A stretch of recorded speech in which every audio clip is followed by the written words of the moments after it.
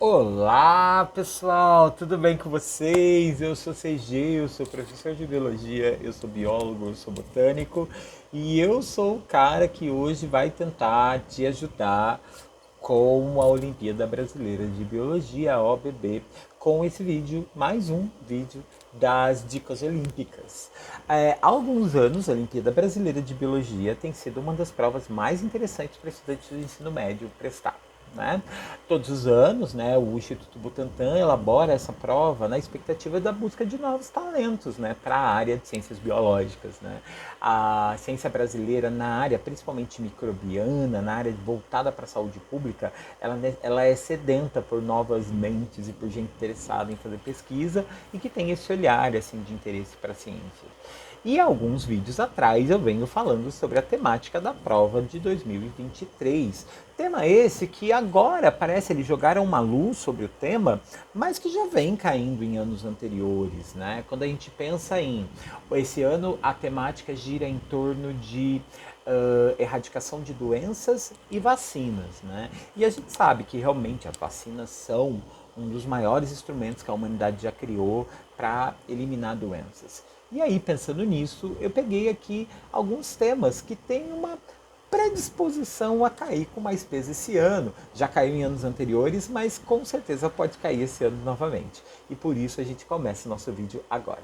Se você chegou por aqui, você deve estar vendo aqui na parte de baixo um QR Code, onde se você direcionar a câmera do seu celular, ele vai te levar para um drive muito massa, cheio de material para estudar.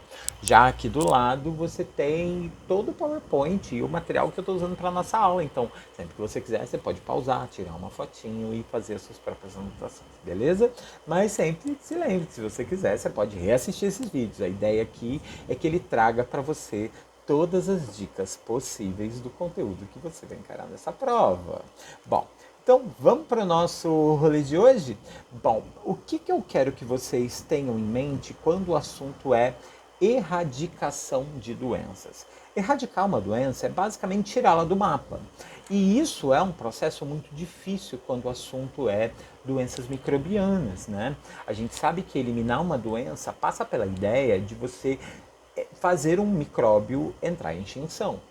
E quando se trata de parasitas, de seres microbianos que existem no planeta há muito mais tempo que a gente, a ideia de conseguir eliminá-lo é muito difícil porque eles criaram ao longo desses milhares de anos estratégias para sobreviver a todo custo.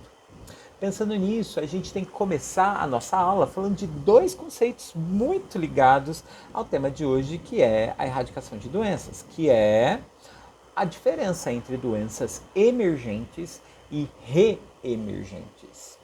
Como assim, professor? Bom, as palavras meio que entregam o que elas significam. Eles são temas muito jovens na literatura científica. Então, ele já apareceu na prova algumas vezes, mas você não vai encontrar ele nos livros didáticos, pelo menos não em todos os livros didáticos. Então, vamos lá. O que é uma doença emergente? Emergente, imagina só, emergiu, surgiu, levantou-se, apareceu. É o que acontece quando aparece novos casos de uma doença completamente desconhecida que nunca ninguém ouviu falar.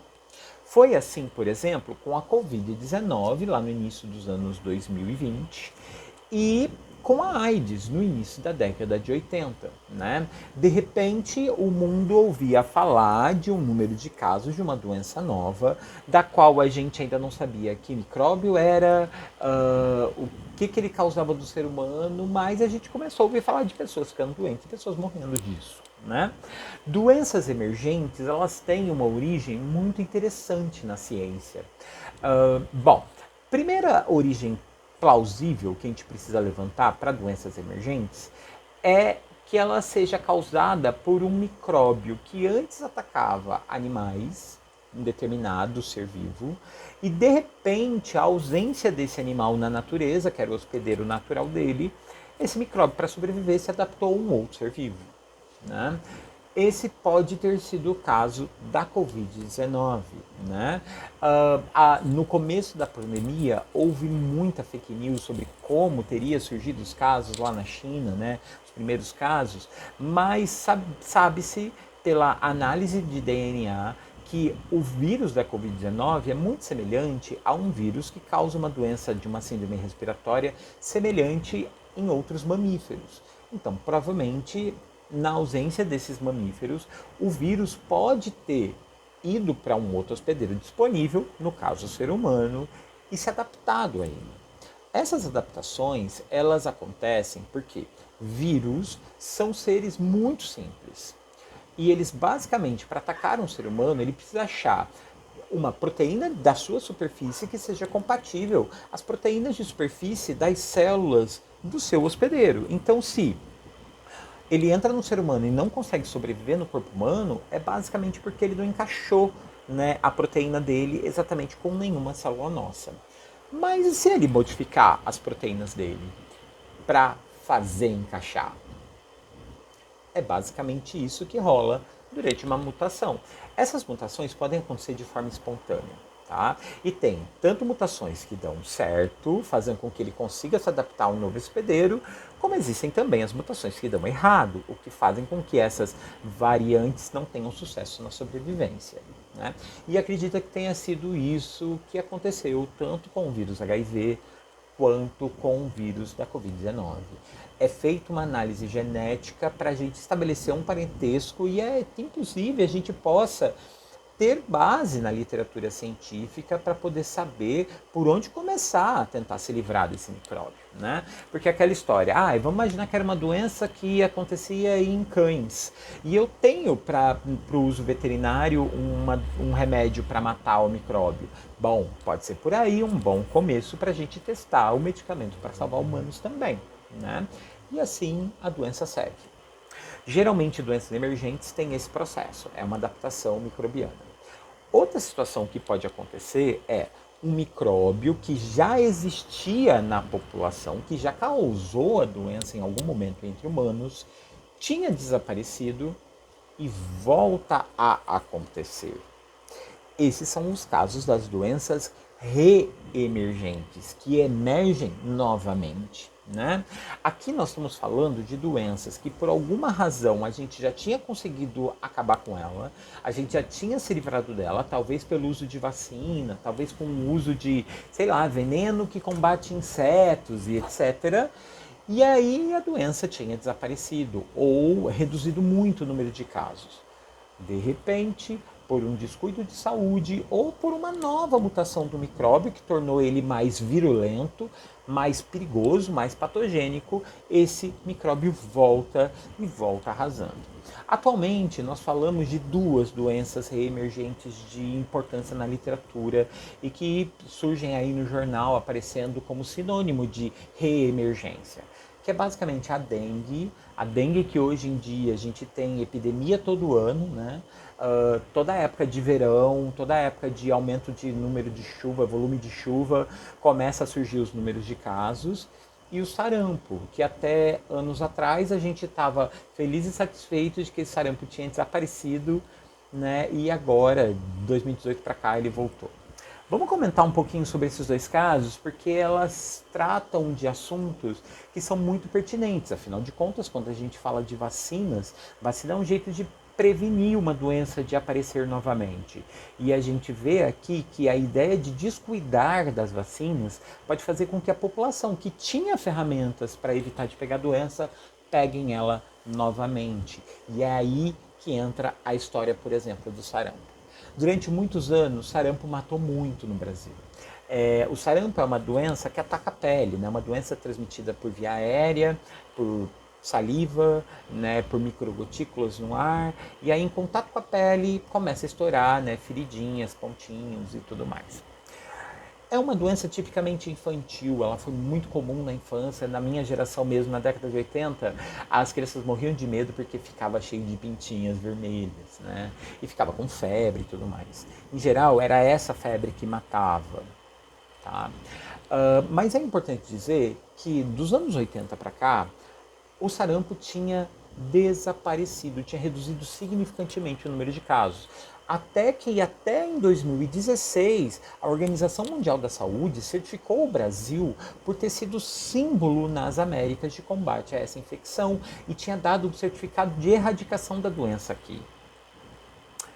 Mas aí chega novas estatísticas. Em 2018, exatamente por uma afrouxada no cinto da população, pela população não ter continuado levar as crianças para vacinar, o número de casos de sarampo voltou a disparar. E aí, em 2018, a gente chegou a registrar 10 mil casos de sarampo. Com a dengue foi algo muito parecido também. Lá na década de 80, a doença surgiu e ela deu assim uma epidemia na região norte do Brasil, lá pro lado de Rondônia, Roraima, Amazonas e tal. Lá ela foi muito bem combatida, né? Como ela é uma doença transmitida por pernilongos, na época se usava venenos na rua, né? Passava os carros, a gente chamava de fumacê, combatendo a doença, e lindamente a doença foi dissipando. Mas essa epidemia, não, essa lá de Roraima, mais exatamente em 82, não foi combatida como se deve. E aí lá ela voltou com tudo.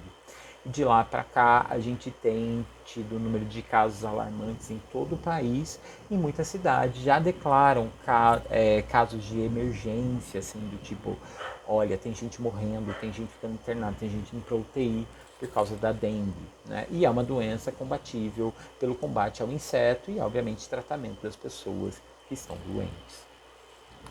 Seguindo o assunto adiante, é legal a gente resolver exercício, né? Então vamos ao conceito dessas duas coisas, emergente e reemergente. Tá lá, sobre doenças emergentes e reemergentes, é correto afirmar que, letra A, são doenças infecciosas que surgiram recentemente e não são conhecidas pela população. Bom, isso é correto quando a gente pensa nas emergentes, mas não das reemergentes. B, um exemplo mais conhecido de doença emergente é a hanseníase. Alguém aqui sabe o que é a hanseníase? Hanseníase era a doença que antigamente a gente chamava ela de lepra. Sim, lepra. Lepra aparece descrição na Bíblia e tudo mais. É uma doença causada por uma bactéria, né, que é o bacilo de Hansen, por isso desse nome hanseníase, e ela é transmitida por via aérea, por objetos, contato, e ela provoca manchas na pele que perdem a sensibilidade. Basicamente, ela é uma doença combatível com o uso de antibiótico, como toda doença bacteriana, o uso de antibiótico, dependendo do antibiótico, é muito eficiente. Ela é uma doença emergente? Bom, ela já foi, né? Em algum momento da história, essa doença surgiu. E aí ela foi, sim, no caso de uma doença emergente. Atualmente, o Brasil e a América Latina têm a hanseníase como um caso de doença que é classificada ainda com um outro termo, que chama a hanseníase como doença negligenciada. E aqui vem um dos conceitos mais tristes que a OMS já criou. A OMS, há uns anos atrás, classificou algumas doenças pelo mundo como negligenciada, o que quer dizer que são doenças que não têm interesse do mercado financeiro, no sentido de mercado farmacêutico, de pesquisa farmacêutica, em criar novos tratamentos. E a razão é simples: não se interessa em pesquisar, inventar novos remédios para combater a doença, porque elas são doenças que preferencialmente atingem países pobres que não teriam dinheiro para arcar com custos do tratamento de saúde. O que faz com que muita indústria farmacêutica acabe se especializando em doenças que são raras ou doenças que atingem populações mais ricas, porque seriam essas populações que teriam dinheiro para custear o tratamento. Quando a gente ouve falar que todo dia inventam aí um novo tratamento para algum câncer, mesmo que o câncer seja raríssimo, saiba que esse medicamento vai ser caríssimo, mas a população que busca tratamento para esse tipo de câncer tem dinheiro para arcar com isso. Agora, se a gente pensa, por exemplo, malária, que é uma das 5 doenças que mais mata no mundo, mas que a maior parte da população que morre de malária está em país de terceiro mundo, está em país pobre, essas indústrias farmacêuticas não se interessam em fabricar medicamentos ou vacinas que sejam relevantes. Então, por isso, acaba aparecendo esse termo aí de doenças negligenciadas, junto com o termo de doenças emergentes e reemergentes. C. Doença emergente é aquela que já era de conhecimento local. Não, não é, né? Ela é uma doença reemergente que já era de conhecimento local. D. Doenças reemergentes provocadas por bactérias como leishmaniose, cólera, malária. Constituem graves problemas de saúde pública. Bom, aqui o erro não está no conceito de reemergente, está no conceito de doença causada por bactéria. Aqui ele cita três: leishmaniose, cólera e malária. Só o cólera é uma doença causada por bactéria, que no caso é o víbrio colérico, né? É o vibrião do cólera, que é uma doença transmitida pela água, é uma doença que causa diarreia e tal. A leishmaniose e a malária são duas doenças causadas por protozoários, que são seres vivos muito mais elaborados do que uma bactéria. Tá? No caso da leishmaniose, são parasitas que são conhecidos como leishmania, por isso do nome, enquanto que a malária são por parasitas conhecidos pelo nome de Plasmodium. Né? No caso da leishmaniose, temos aí a versão de pele, né, que provoca feridas, que é a leishmaniose cutânea, também conhecida como úlcera de Bauru, enquanto que a malária é uma doença que provoca febre, né, um quadro febril muito severo. Tá? E elas constituem graves problemas de saúde, ok, mas elas não são causadas por bactérias. Letra E. As doenças reemergentes são aquelas onde os micro-organismos são bastante conhecidos e estão sob controle, mas se tornaram resistentes a drogas microbianas. Esse pode ser um dos motivos pelo qual elas se tornam doenças reemergentes, do tipo, infecções hospitalares acontecem muitas vezes por causa disso, né? Uma bactéria que já era conhecida passa a causar a doença e o remédio não funciona, beleza, ela reemerge. Mas esse não é o único caso, né? Existem outros motivos pelo qual surgem doenças reemergentes. E se ela é reemergente é porque ela não está sob controle, né? Então, de todas as alternativas, a que parece mais adequada é a letra B de bola, né? Colocando aí a hanseníase como uma doença emergente. Na verdade, ela é emergente porque ela é muito antiga e ela nunca foi embora, né? Essa é a grande questão. Por isso que ela não se tornou reemergente. Ela nunca foi embora. Bom, seguindo adiante aqui. Mais uma questão, aqui é do Instituto Federal do Mato Grosso, de 2019, e está lá. Doenças emergentes e reemergentes são um importante tema de saúde pública e merecem atenção para que grandes epidemias sejam evitadas. A partir dessa informação, assinale a alternativa incorreta. Então eu quero A errada. Tá. Letra A. Doenças emergentes são aquelas novas que provocam significativo impacto para o ser humano, devido à sua gravidade e potencial de deixar sequelas limitadoras e morte. Essa frase está certa? Está certa, doença nova é emergente. Tá. B. O crescente aumento da expectativa de vida da população, o uso inadequado de antibióticos, a diminuição das diferenças sociais e a dificuldade de acesso ao serviço de saúde são fatores que têm contribuído para o reaparecimento de doenças e o surgimento de novas doenças. Será? Será que a população hoje em dia viver mais faz com que as doenças existam de novo? Que a gente usar antibiótico demais? Bom, não sei, vou pôr um ponto de interrogação, vamos para as outras? Essa deixou a gente assim, será? Será que houve mesmo diferença entre classes sociais e por isso que as doenças reapareceram? Bom, letra C, tá aqui. Na letra C, a Organização do Serviço de Saúde, de forma a incorporar novos conhecimentos e tecnologias e reformular continuamente o controle a estratégia de controle, são os desafios a serem superados em relação às doenças emergentes e reemergentes. Isso a gente vê como uma prática que é necessária mesmo, né? A gente viu, por exemplo, durante toda a pandemia de Covid, o quanto foi problemático a distribuição das vacinas, o quanto surgiu fake news e se propagou fake news por aí sobre a doença.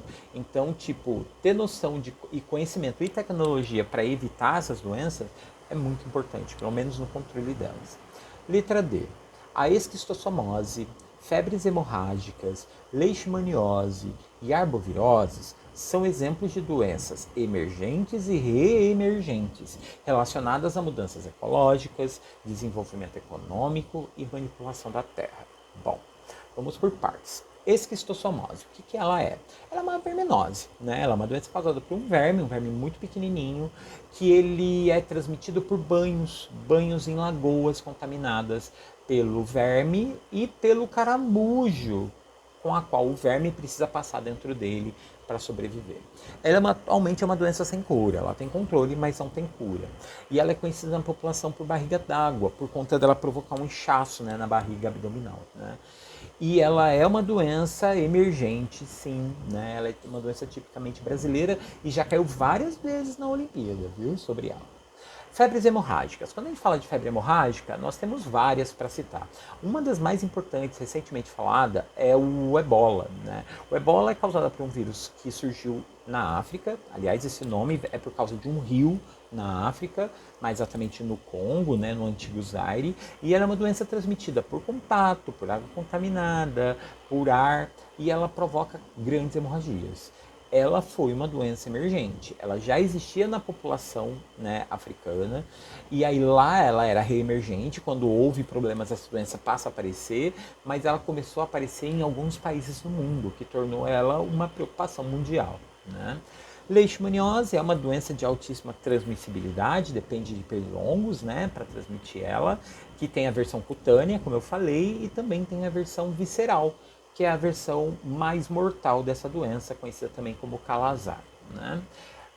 O controle geralmente passa pelo controle dos pernilongos, né? E arbovirose é o termo que a gente dá para doenças causadas por arbovírus.